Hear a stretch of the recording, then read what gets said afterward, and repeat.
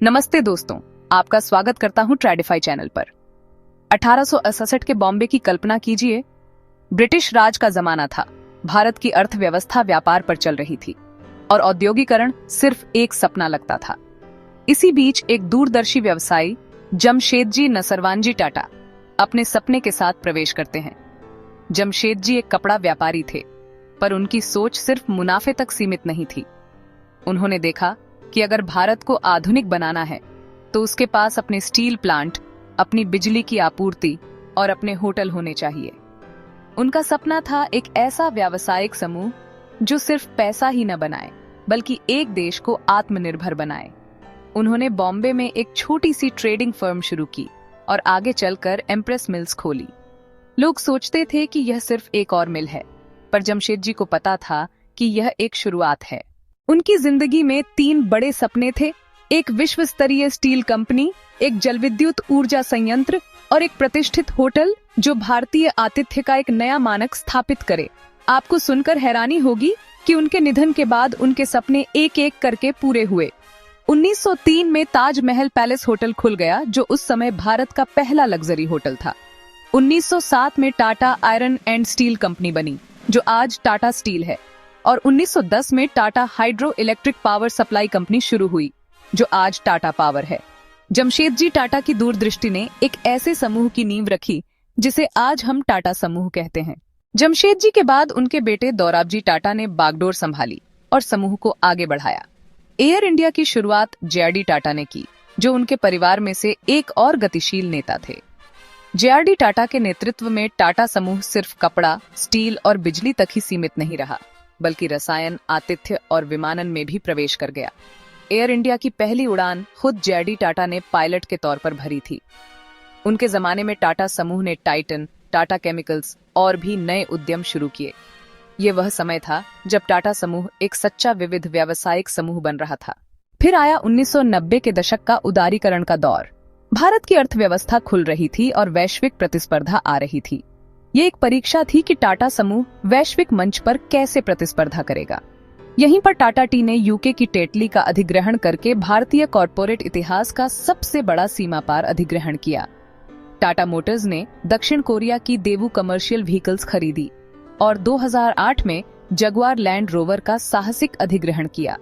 लोग सोच रहे थे कि क्या एक भारतीय कंपनी एक ब्रिटिश लग्जरी ब्रांड को सफलतापूर्वक चला सकती है, पर टाटा मोटर्स ने साबित कर दिया कि हाँ, ये संभव है।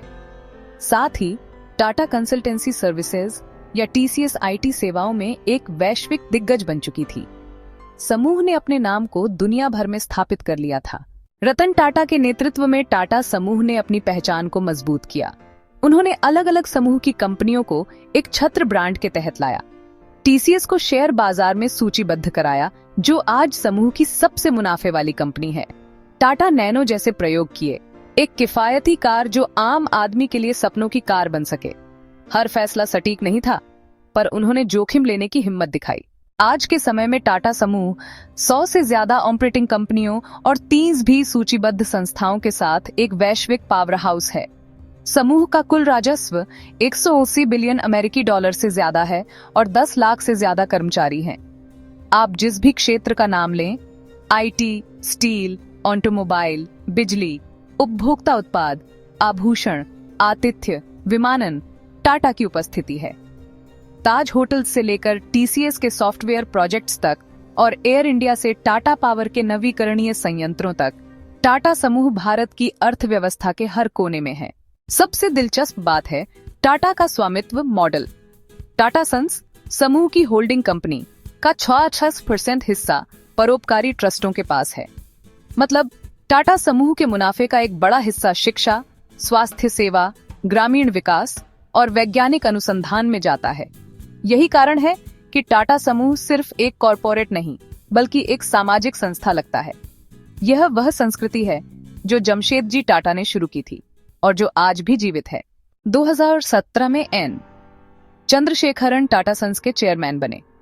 वह पहले टीसीएस के सीईओ थे और उन्होंने टाटा समूह को डिजिटल और स्थिरता की ओर धकेला।